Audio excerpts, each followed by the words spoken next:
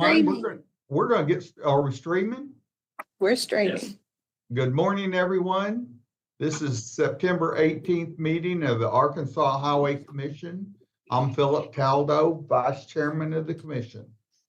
I'd like to begin by saying hello to those who might be watching this morning by way of our live stream. This meeting is for the purpose of discussing and approving the proposed 2025 through 2027 biennium appropriations budget. In fact, the budget topic is the only item we will address today. But first, as we often do, I like to entertain a motion to continue usage of electronic signatures for the signing of the minute orders which pertain to this meeting. Do I have a motion to continue this practice? Yes, I'll make that motion. Do I have a second? Second. We've got a motion and a second. All in favor, say aye. Aye. Opposed, same sign. Thank you. Now we move to the reason we are here this morning. And for that, I will hand things over to the Director of the Arkansas Department of Transportation, Lori Tudor. Madam Director, the meeting is yours.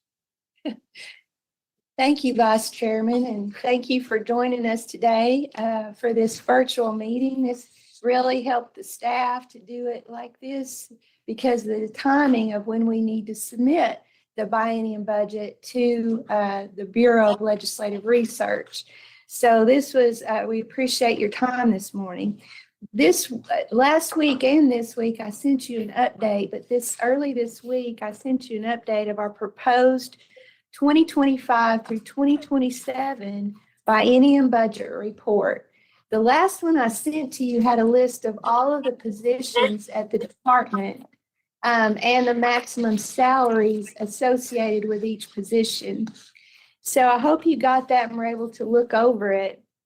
This biennium budget is like the Vice Chairman said, it's for 2025 through 2027, but it actually covers two state fiscal years, the upcoming two state fiscal years, which start July 1st, 2025 through June 30th, 2026, which is state fiscal year 2026. And then state fiscal year 2027, which begins July 1st, 2026, and ends on June 30th, 2027. So this budget report that you're looking at is for those two state fiscal years. It includes the maximum spending limits for what I like to just call our bank accounts. We have different bank accounts here RDOT operates out of in just layman's terms. The first and the most important one is our primary account, which you'll hear called the RRA Quad Zero. That's an odd name for that account, but that's our main account, and you'll hear Patrick talk about that here in a minute. But that's the big account where we pay our contractors, we pay our employees, all the department expenses, all of our purchasing goes through that account. So that's the big account, and it sets the maximum spending limits on that account.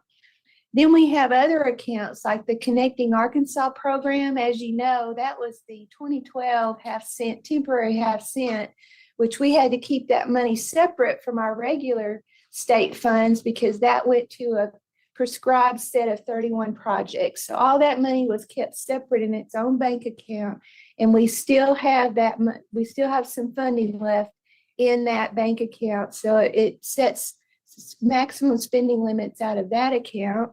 And then some other accounts you're probably familiar with, there's like the State Ed County Road Program.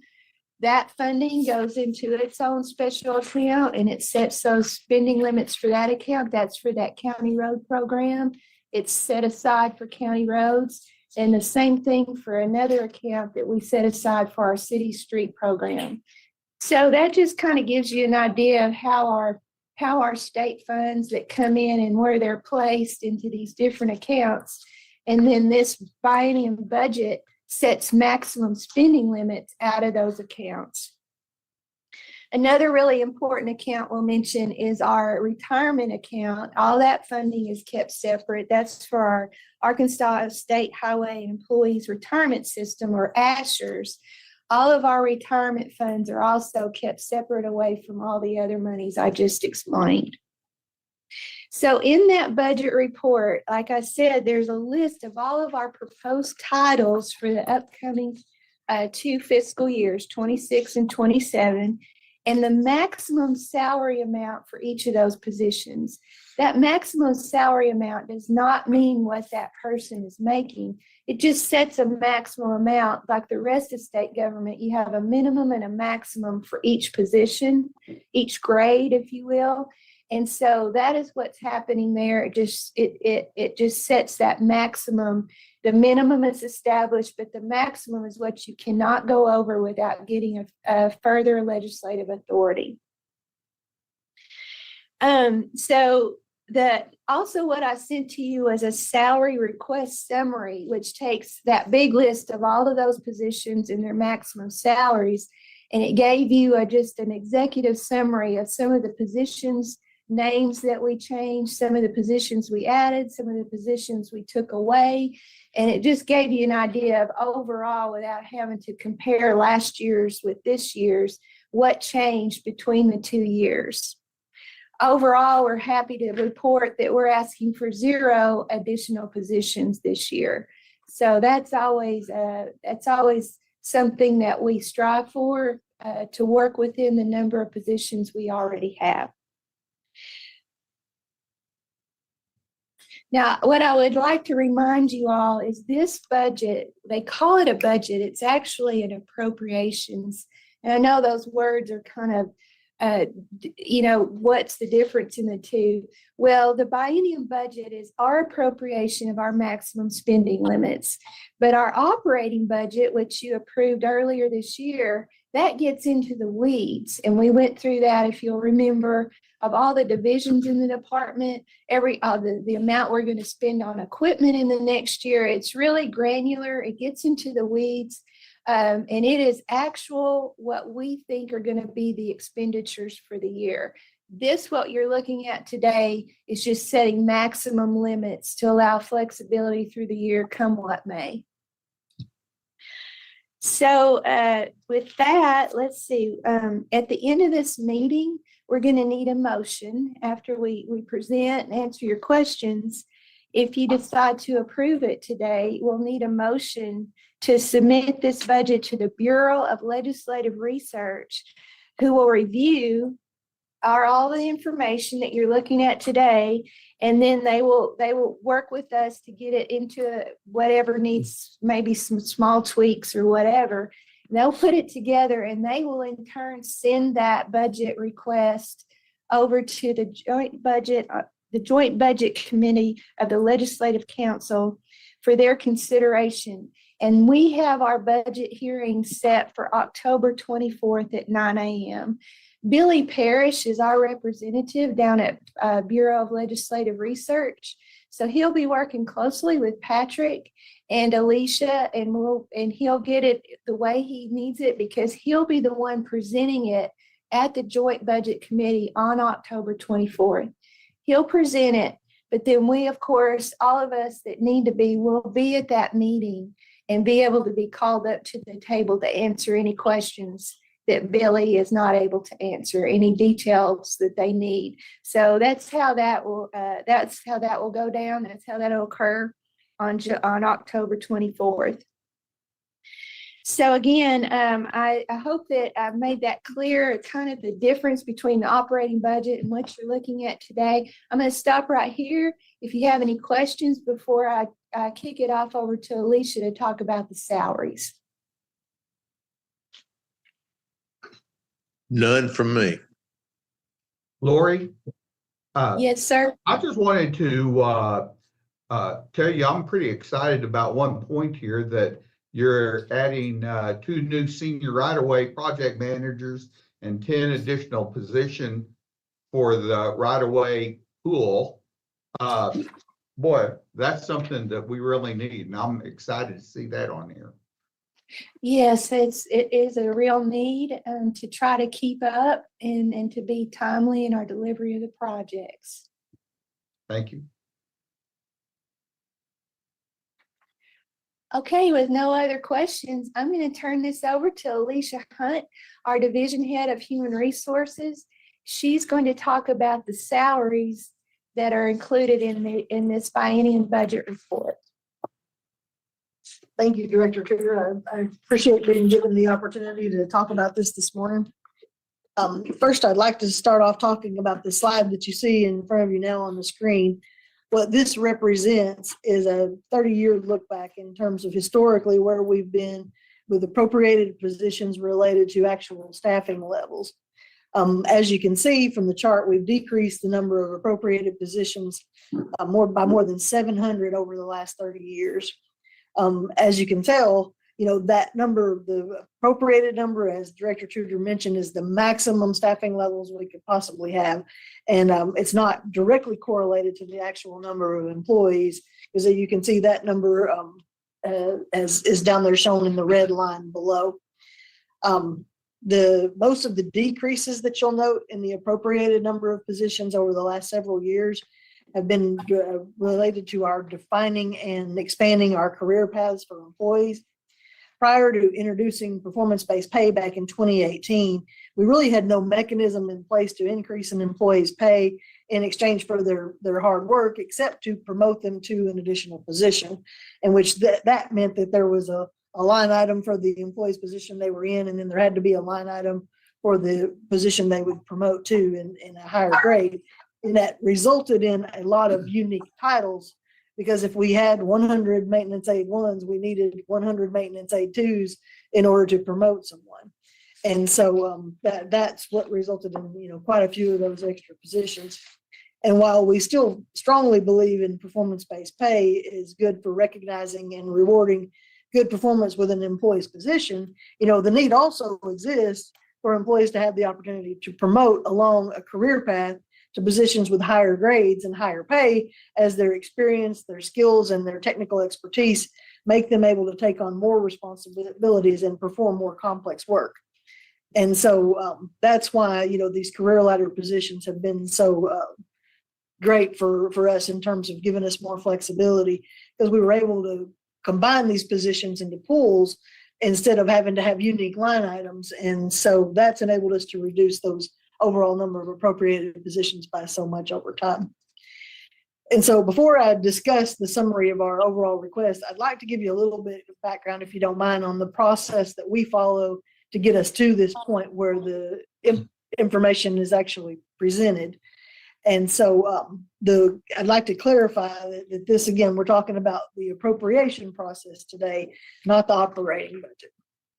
So the appropriations planning process, it takes place every 2 years, and it gives us the opportunity to look forward to the future and plan for changes in our maximum number of appropriated positions and the salaries associated with those positions for each general legislative session, which, as you know, are held every 2 years. The appropriations process sets that maximum number of employees and the maximum amount on the salaries, and that establishes the parameters that we work within when doing our operating budget. And as Director Tudor mentioned, we do the operating budget annually, just a few months prior to the start of each fiscal year, where we really can get honed in on what we really expect to have in terms of staffing levels and salaries expenses for the upcoming year. So we begin the appropriation process in the spring of each year. The Human Resources Division and Fiscal Services Division, we establish a timeline.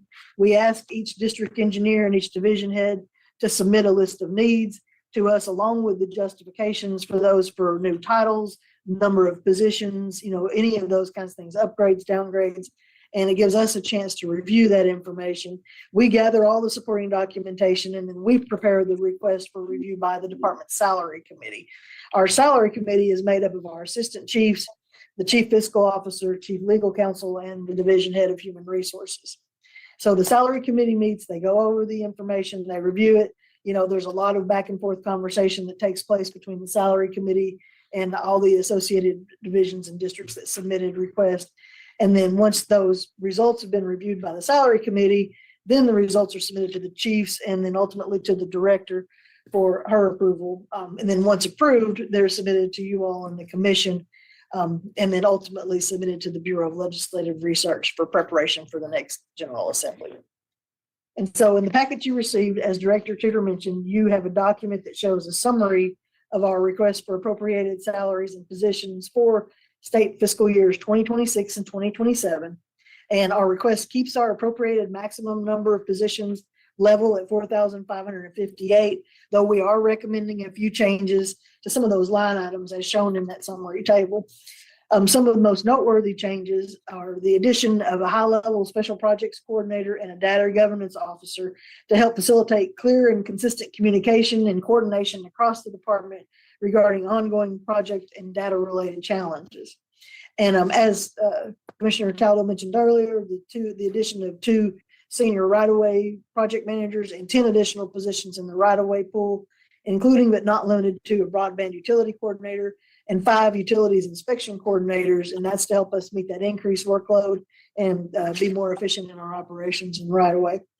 We're also requesting the upgrade of 8 positions in the maintenance supervisory pool and 3 positions in the skilled trades pool. And this is to address challenges with recruiting and retention in those highly competitive positions. We're also requesting the upgrade of several statewide maintenance pool positions to recognize the financial strain and the personal sacrifice for these employees who work on these statewide crews because they're in constant travel status, and they're really difficult to recruit and retain people who are literally on the road, 50 out of 52 weeks a year. It's a challenging area. So we believe those are necessary for that purpose. We're also adding several career path positions in our administrative support and our district maintenance pools. These are pools of non-professional, non-technical employees who often have little room for advancement. And so we're trying to ensure that at least every career path, whatever it is, has at least one step available for promotion without moving into different areas. So additionally, you'll note on the maximum salaries request that we're requesting a 10% increase for fiscal year 26, which follows suit with the governor's directive to state agencies earlier this year to increase maximum salary ranges by 10% as part of a plan to address overall recruiting and retention problems. We also recommend an increase in the maximum salaries of 5% for fiscal year 27. Now, there's one exception on that request for maximum salary increases. You'll note that the director's salary for fiscal year 26, we're requesting that it remain flat with no change. So there is no requested 10% increase, but we are requesting a 5% increase in the maximum salary for that position for fiscal year 27.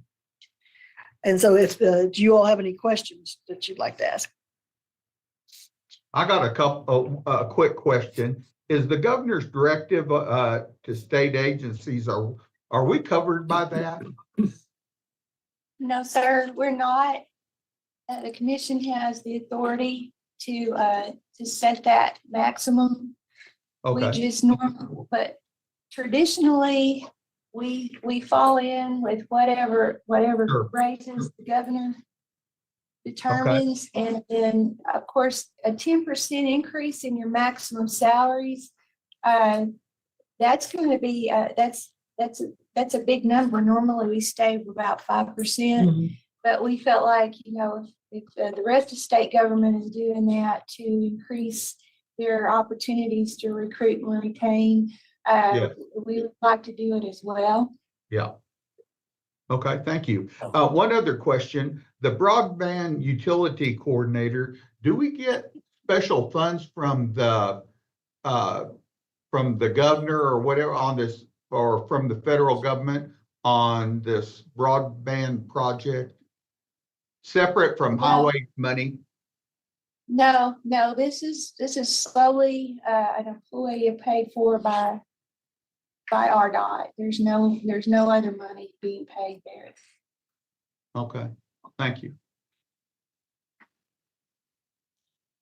If there are no other questions, I'll hand it back to Director Tudor. Thank you all.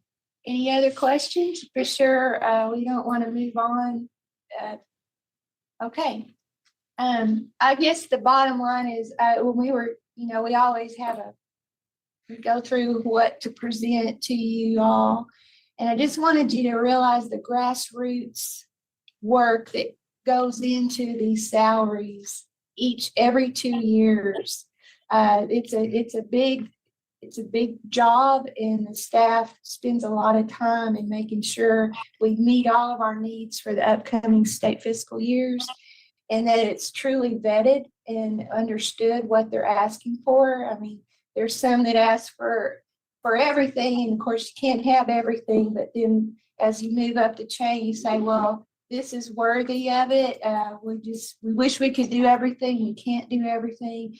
And we were able to eliminate, as we were talking through about the positions we're adding, we subtracted out positions in our, what do we call that? The temporary pool. We had a temporary pool, we had temporary intern type pool, and we felt like we had room to reduce that pool of positions in order to do what we're doing this time around with the additional positions we discussed. So just to be sure you understand, we've added some really important positions we needed, but we reduced some lesser positions in our intern pool, or what do you call it? Yeah, in the temporary pool as well. There were a few other reductions as There was a well. few other In several other reductions. pools, yeah, where we had a little bit of room that we could cut. But,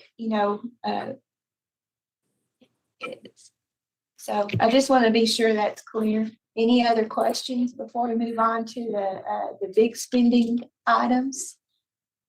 I just wanted to thank Alicia and Director Tudor and everyone for their work on this. I mean, it's beyond the dollars. I think that the whole country is facing a workforce problem, and they've gotten really creative in changing some of these positions and modernizing the department and trying to get these staffing positions filled. And Lori spoke to this yesterday at HCRAS about how their work has, she used the term "stop the bleed" on the workforce issues that we've been having since 2020.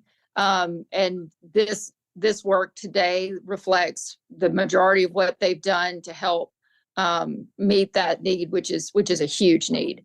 I wanted to ask Alicia, I know that some of our departments have been changing the titles of the jobs to make them more attractive to people for recruitment purposes. When she does that, do we have to take any action, or is that something she's able to do is there anything we need to do to authorize that, or is that something she's able to do within the 2 years on her own?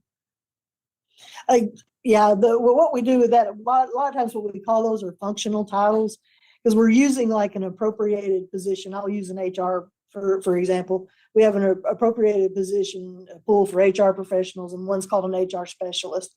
And when we advertise those to the outside, sometimes we tweak the title that's being advertised to better attract people who are looking for like an industry trend. Like, for example, an HR business partner is something, that's a common out there.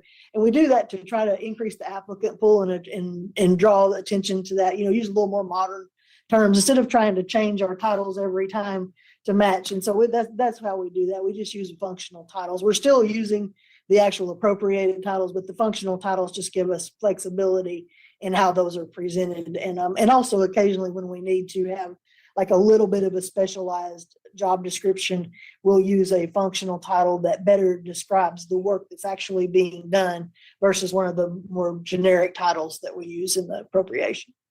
Great. Thank you. You're doing a great job. Appreciate it. Thank you so much. Thank you, Marie. Any other comments before we move on to Patrick's presentation? Okay, I'm going to turn it over to Patrick. Okay, I got the slide to work. Good morning. Good So what we're going to be talking about is we've got two parts of the appropriation. Alicia did the staffing part, and now we're going to look at the upper limits of spending. What you see in front of you right now is the revenue side, which when you hear the word appropriation, it's maximizing spending, which are expenses. And so sometimes the question is, why are we looking at revenue? Well, we need the revenue to justify our ask in the expense side. So we'll go through some of the revenue and, when you see the revenue numbers at the bottom and then you look over at the appropriation ask, the appropriation is typically always going to be higher than the revenue coming in because of unexpected revenues. In our case, federal funds, we can turn dollars over multiple times during a year. So we need to have that cushion, and we may have some other monies coming in from the feds that we need to have that cushion to allow us to go ahead and spend it without having to go to the legislature every time. So for our request, the difference between looking at these revenues that you're seeing here and when we do the budget process that we've talked about a couple of times just to delineate is we don't take as detailed or in the weeds approach with the revenues. It's more of a what if approach that provides it, for planning and flexibility.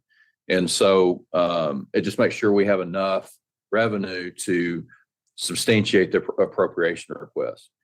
A check and balance with this is on an annual basis. Myself and the director have to fill out what's called a certification of income that comes back, and we have to list out the income to, once again, substantiate the appropriation. If we don't have enough revenue to substantiate our requested appropriation, they can block it. They don't take it away from us, but they can block it until we get more revenue to substantiate the appropriation. So that's another kind of mechanism in there that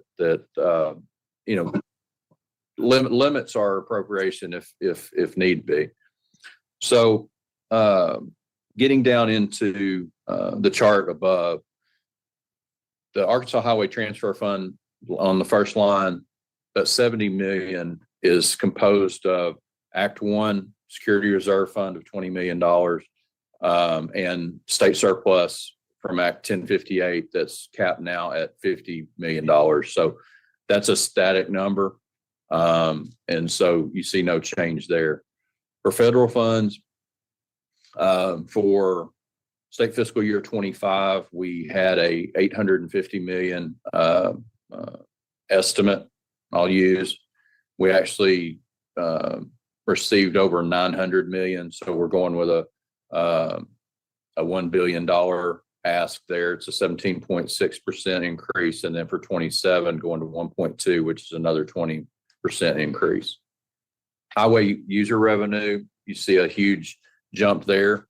What that is the half-cent sales tax that came from 4-lane highway over to RRA Quad Zero, our operating fund, was in between the biennial cycle. So it was a timing issue. So yes, we got the highway user revenue, or are getting it and have gotten it since June or July of 23, but we weren't real sure where it was going to land. So this is catching up to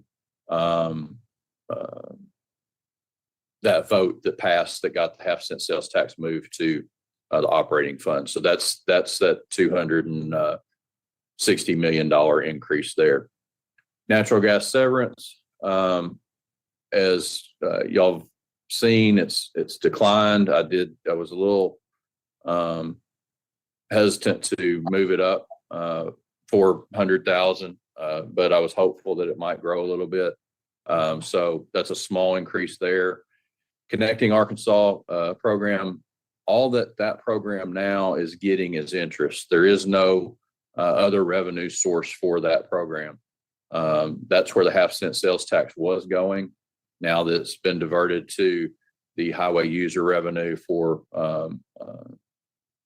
the regular operating, that CAP program only gets interest. It got roughly $12 million last year. That was with great interest rates. I'm being cautious on interest rates because the balance also is going to be declining since there won't be any other revenue going in it. So both those factors taken into account results in lower interest.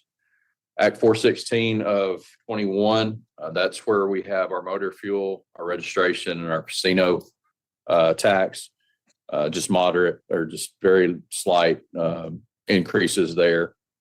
The Asher's Trust Fund, We increased, in 2025, we had it set at 200 million. I think we were close to 150 million in contributions and transfers into the system. So we moved it up to 220 million and then and left it flat after that. Now, remember, we're still talking revenue and not the appropriations yet. The other miscellaneous and interagency transfers, that's just kind of a catch-all of other interest, other transfers in from other funds, other financial grants that we may get. So bottom line here was we're looking at total revenues projected being 24.1% higher than 25. So 25, 26 comparisons, 24.1% higher. And then the next year is 9.1%. The majority of that being an increase in federal funds and then the half-cent sales tax. Stop for questions. Are there any questions on this slide?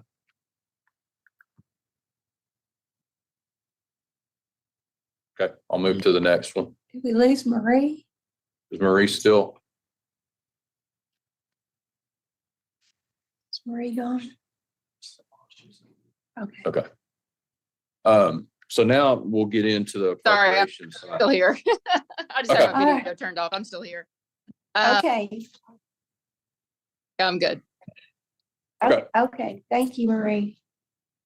So now we're, the real topic is the appropriations request that the legislature calls budget. That's where it always gets confusing. But what you've got here is the appropriation for 24-25 that we're operating under currently. Then the next column is what is our ask for 26 state fiscal year and state fiscal year 27. So the RRA fund, the State Highway Transportation Fund, we're asking for just a small increase in appropriation there. It's basically salaries and some operating expense, but it was all fairly minor.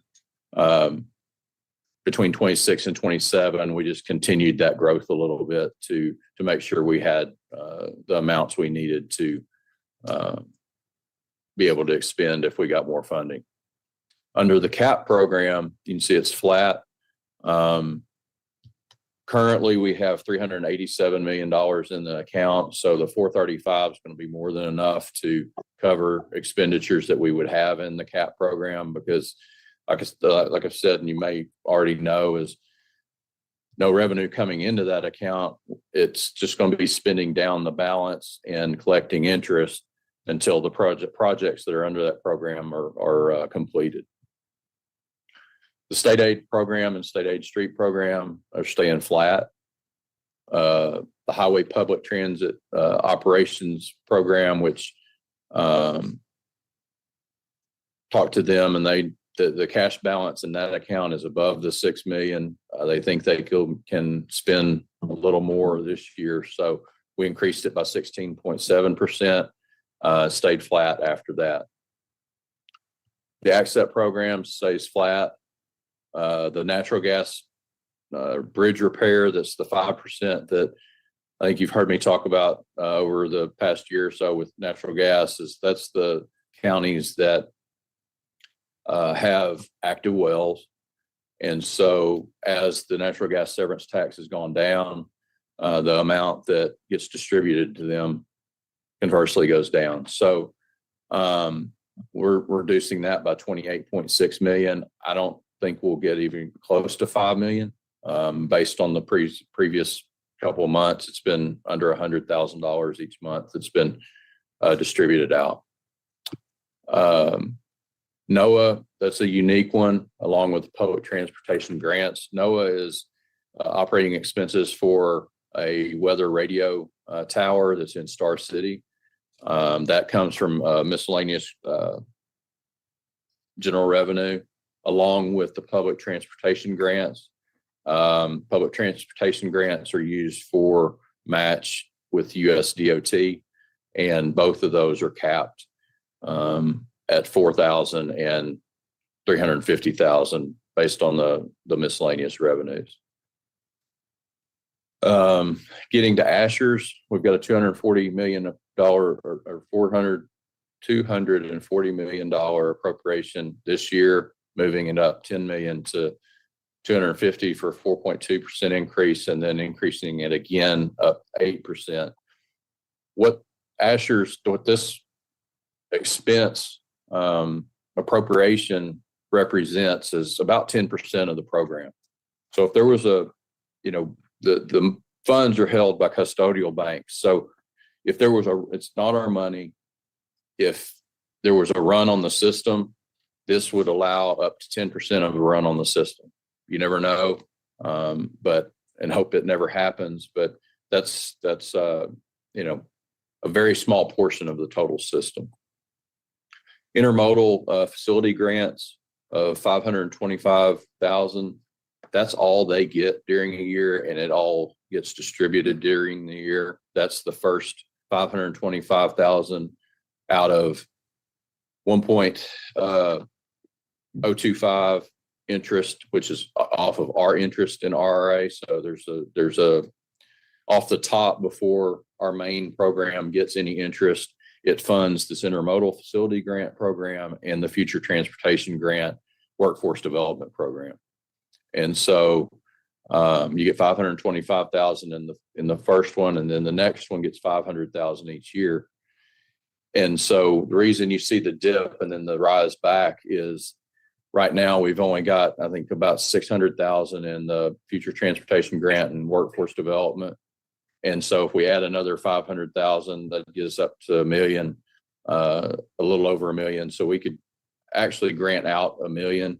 And if we did that, then, or if we did not do that, if we held on to those funds to make a bigger impact potentially, then we'll get another $500,000. So that's why it goes down and back up. So overall, when you look at our appropriation request, it's under 2% for each year increase. Is there any questions on this slide?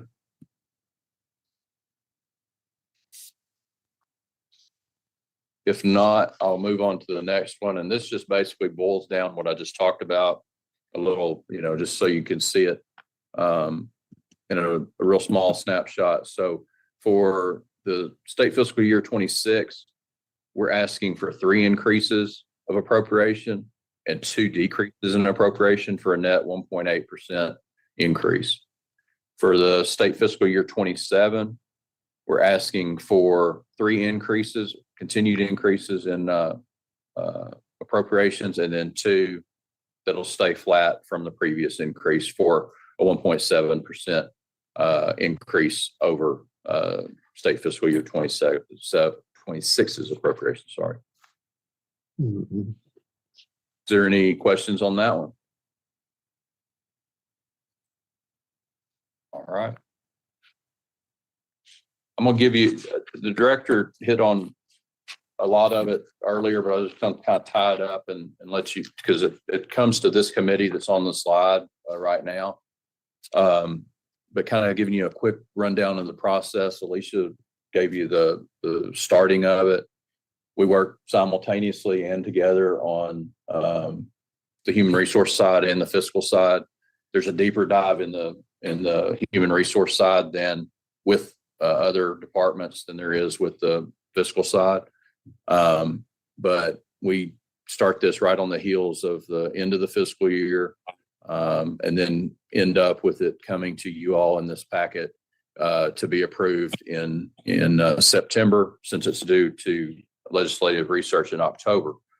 And the goal is to have these books for this time, books bound and submitted to BLR by the first week of October, give them plenty of time to start the dialogue between me and Billy Parrish and Alicia and Tony Robinson and Spencer Worth with the personnel side, so that we can be on the same page when we get into the room and we're starting to ask questions. And, Billy's main goal is to try to ward off any questions before they get to us. And the same thing with Tony and Spencer. So once we get the books bound, I deliver them over to Arkansas Legislative Council. Then they BLR, excuse me, and they distribute them to all the members. They start getting questions, and then we'll have our hearing in October 24 of 24 at 9 o'clock. And that's when it'll be, and then after that, once it's approved during the budget hearings, then it'll go to the 25 session as a bill and ultimately passed as our appropriation act for 26. And then the next year will be for 27. And with that, I'll hand it back over to the director. And, you know, another nuance to the way the process works at the fiscal session. So in 2025, they'll approve the biennium, but they're only really going to approve state fiscal year 2026. And then in the fiscal session in the even year, which will be 2026, they'll approve what we submitted this time for 2027. If you'll remember, you can go down there and ask for changes to your appropriations legislation, but we'd never have done that. We do it all right now, submit it, they approve it, and then we get 2026 and then we'll get 2027, and we'll be 2 years, if that makes any sense. But and that we just thought it'd be interesting for y'all to see who's on the Joint Budget Committee, just to get an idea. It's a big committee. And, you know, normally in the past, one thing that we've had asked before to reduce an appropriation, in particular, they wanted to reduce the amount for Asher's for our retirement amount. And we were able to accommodate that. You know, whatever they might ask for something at the committee meeting, and we'll do what we can and work with them the best we can. I think Representative Kavanaugh asked for a little more detail. Was that last year? To the last biennium. No, but last biennium, she wanted it a little more granular, so we provided that for them, and we're continuing to do that. Okay. So anyway, just to give you kind of an idea of what we've experienced since I became director anyway. Lori, Yes, just to confirm, that meeting will be on the 24th of October. Is that right? that's correct. That's correct. I think it's at 9 o'clock. At 9 o'clock. 9 o'clock. Okay. They have I'm sorry. Go ahead. they have the military department and on the agenda, military department's ahead of us, and then it's us, and we're the only two being considered that day as of right now. Who from the department will be there? Well, I'll be there. I'll be there at the table with Billy. Is Tony at the table usually? Okay, so with Billy Parrish, it'll be me, this is what we've done in the past. It'll be me as the director, Patrick as CFO, and then Crystal Woods will be there to answer any salary questions specific to the salary part of our request. So hopefully, and then we'll have, of course, others in the audience in case there's something we can't answer. But we'll be ready to answer any questions we can. Thank you. I have a question. What is the, Patrick, you see some of the questions before it ever advances, but what is typically a red flag to a legislative council member? What do they ask about normally, just out of curiosity? In the past, it's been, if you've got a over 10% increase, that's a red flag on appropriation. Representative Wooten will ask a question, I'm very confident about, how do we pay our state match on our insurance? Do we pay it on budgeted positions? And that gets kind of hairy too, because they use budgeted and appropriated interchangeably. So we have to figure out what the question is. But generally, his question has been, are you paying insurance match on appropriated positions? So if you go back to the slide that Alicia had, I'll give you a quick example is, so There's some agencies out there that are paying insurance match on 4,558 people. They're appropriated people. So they're paying for about 54 people that are not employed. And so Representative Wooten has been trying to, challenge that and go, why are you doing that? We look at it from a standpoint of at one point in time, usually in the first part of the year, we'll get a staff count, and then we will set our insurance match at that rate. So right now it's a little over, or it's around $337.50 that we're paying on. So as you can see with this static number right here, there's going to be times that we'll pay over and there'll be times we'll pay under, but overall, I mean, I've looked at it since I've been here 7 years, and overall we're pretty much in the $37.50 range. So we're not taking advantage of the system, and the system's not hurting us. So those are the big questions that they ask, that go across pretty much all agencies. There's times we're up there to talk about appropriation. They'll start asking about, hey, what about this project over here? It's not always on point questions. But we'll be ready for Right. that too. Yep. We'll have everybody in the room to, whatever question comes up, if we can't answer it though, we'll just ask if we can come back, answer it. I anticipate more questions this time on the revenue piece Okay. after yesterday. Okay. Okay.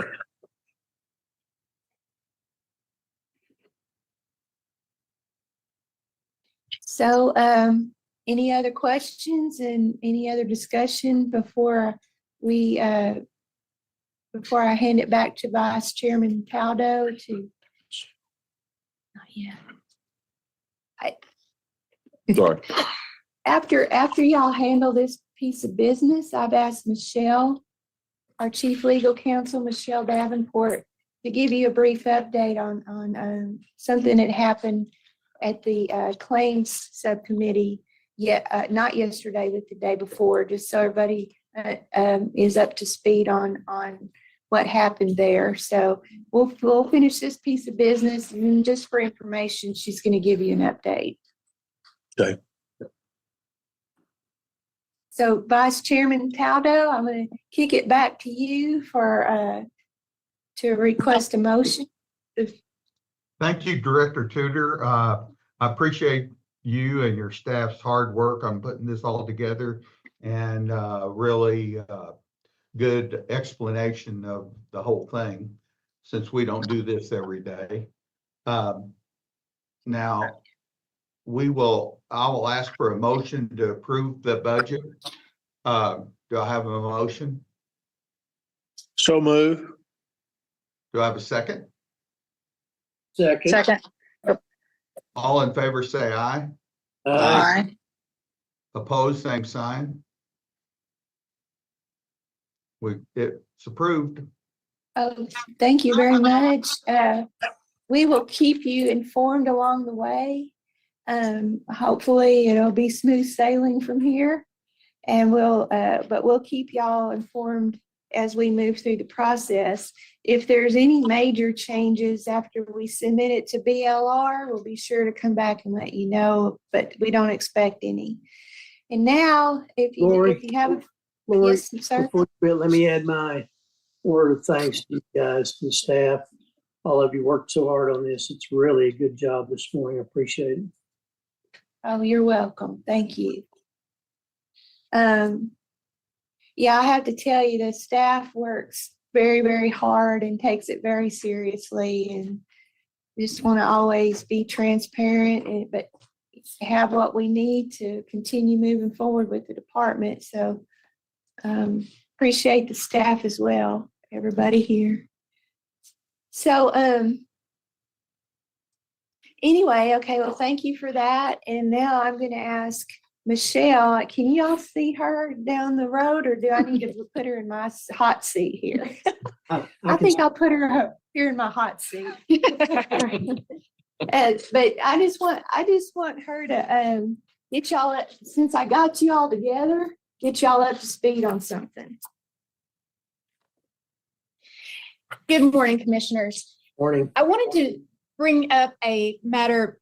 Typically, the Arkansas Claims Commission has a process where claims that are brought against the department are heard before the commission, and then those rulings are then taken to the ALC subcommittee called the Claims Review Committee. And typically, this committee operates very much as simply a, do we approve the action of the commission that they have taken? Or do we believe that additional information may be needed or adjustments made to any of the decisions of the Claims Commission during that time? Monday's meeting was a little bit unique for the department in that the claimant in that matter appealed the decision after a denial by the Claims Commission. The Claims Commission denied and I'll give you the facts about the situation. It was a job that we had in 2006 in Madison County. We were constructing a road. During the normal course of operations of the department, our contractor made a contract with an adjoining landowner to take some of the debris or rubble from the construction process and deposit it on that adjacent landowner. That's very common in our contracts. The department has three things that we look for when we do what's called a restraining conditions approval for offsite locations. And I'm getting a little technical because this became important later on Monday. Those restraining conditions are actually limited. We only are looking at, does it comply with our stormwater and environmental concerns? Does it comply with any cultural resources? Make sure there's no cultural resources on the area, and then also to make sure there's no hazardous waste or chemicals of that nature. That's standard language in our standard specifications. We operate that way generally. So we do not do a full inspection or engineering analysis of any offsite location that our contractor is using for either, depositing material or removing material for borrow. So that's kind of our general process. So in 2006, we went through our standard process. The road was completed. It was accepted. In 2015, this area in Madison County actually experienced a landslide. So the adjoining property owner, which actually I don't have their name at the time, there was the property right next to the highway where we added the borrow. The next property owner over were the family called the Pelfreys. And during that time, there was a landslide, and the material that was adjacent to our right-of-way moved. Some of it was ours, some of it was just the natural ground, created a landslide, and it damaged the Pelfreys' home. That was in 2015. In I believe right after that, they filed suit against the contractor we had employed. It went through civil litigation. They resolved that suit in 2021 with the contractor by entering into a negotiated settlement. We found out on Monday that settlement amount was for $225,000. Subsequent to the initial landslide, this family also reconstructed a second home on the property, which was then also damaged because the area was continuing to move and slide. So they brought a claim against the department in 2021. After they had settled with the contractor, the department, following its normal process, looks first, are there any procedural reasons that we should object to this being brought against the department? And we file something called a motion to dismiss. We follow the general rules of civil procedure, just as if you were in court. The rules of the Claims Commission by statute say the Claims Commission is there to hear any suits that the only reason that they cannot receive an award is because it's against the state. So in other words, if the matter could be dismissed in circuit court and they would not be eligible to receive compensation in circuit court, they should not be eligible to receive compensation in the Claims Commission. So following our general processes, the department filed that motion to dismiss on a breach of the statute of limitations. On this type of negligence action that was alleged, that's a 3-year statute of limitations that actually began to run in 2006. So we are many years past when that statute would have run.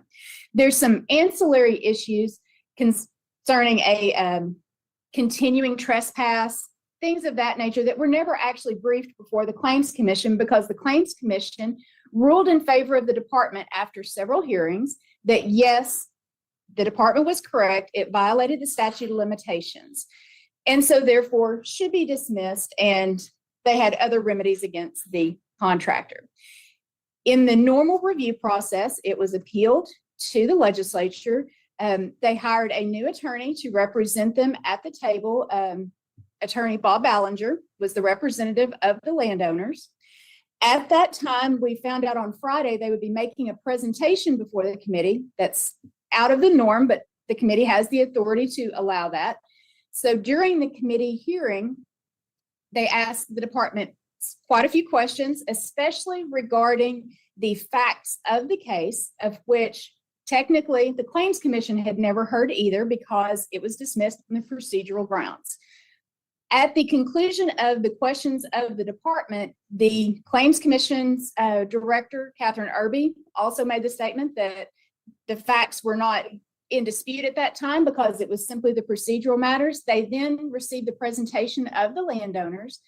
And after quite a bit of testimony at that time, the department was not allowed an opportunity to come back and provide any rebuttal information at that point. However, the committee denied a motion to remand the matter back to the Claims Commission for further investigation. And the subcommittee actually recommended a payment to the landowners in the amount of $343,000. At that point, the vote was affirmed by the committee. And at this point, procedurally, that vote then goes to the full body of ALC for their approval. So I wanted to just give you an opportunity to know that this was outside of the norm. Typically, these matters are handled as a approval or denial of the Claims Commission ruling. And then typically, if there's a denial of the Claims Commission ruling, often it's sent back and remanded back to the Claims Commission to be reheard a second time, or in some cases, monetary amounts may be adjusted, but I've only seen that when a monetary amount was already awarded.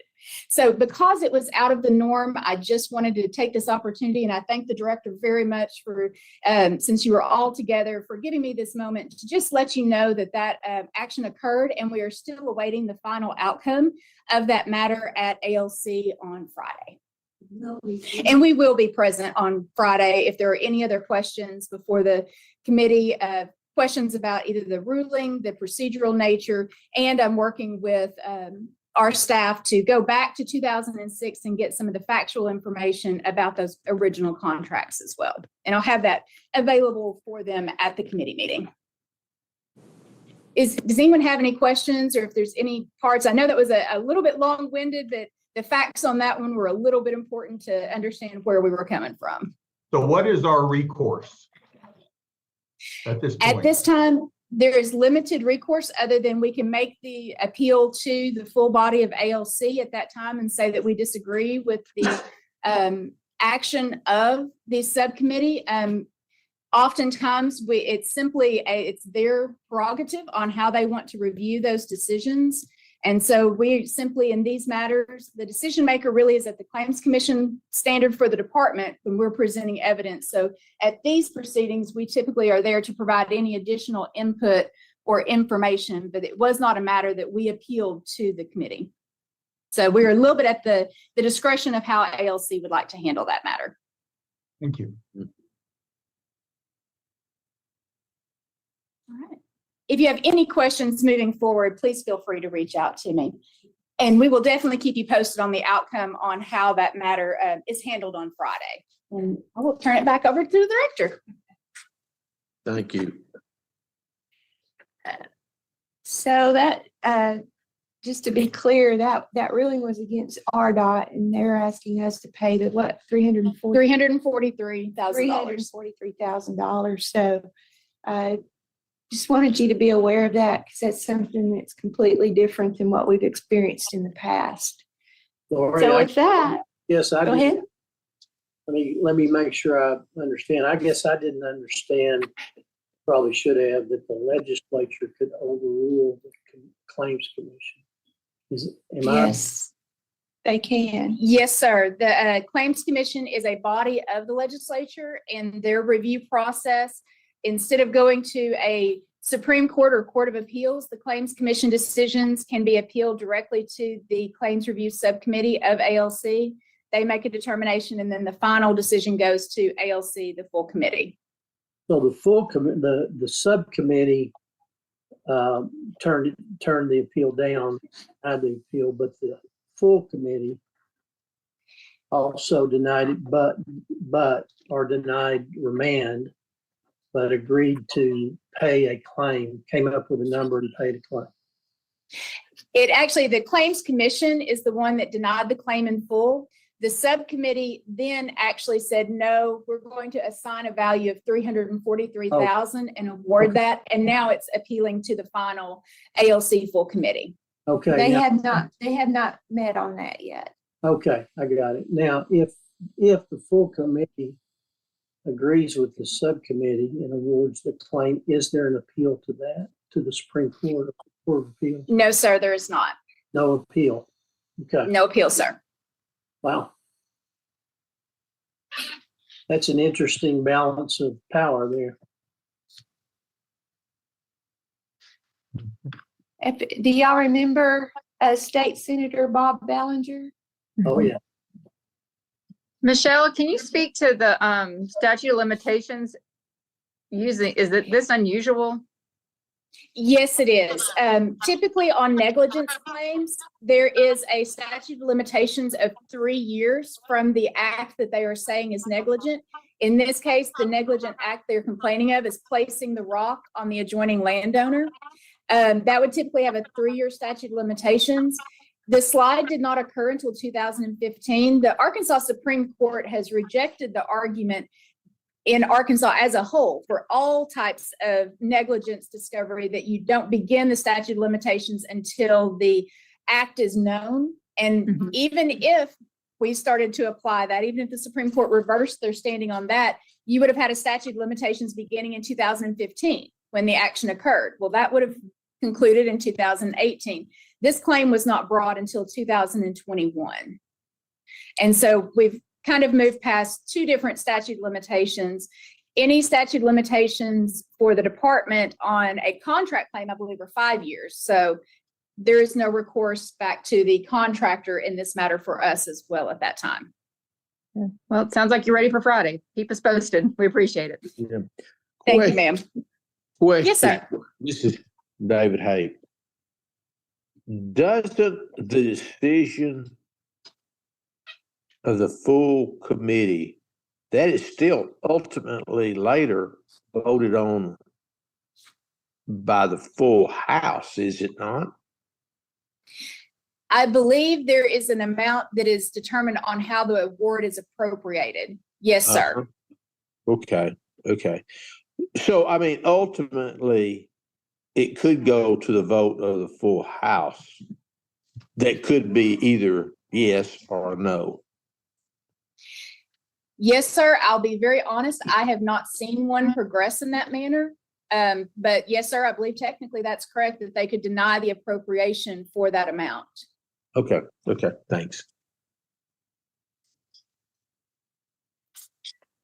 Okay, well, I appreciate y'all. And anything else before we adjourn? I'm gonna No, give it back thank to you. Vice Chairman Caldo. You did a great job running this meeting. I'll give it back to you to. Okay, have we already adjourned? I lost track here. No, you have not. Okay, so do I have a motion to adjourn this meeting today? Absolutely. Second, Second. all in favor, say aye. Uh, Opposed, same sign. Thank you very much. The meeting is adjourned.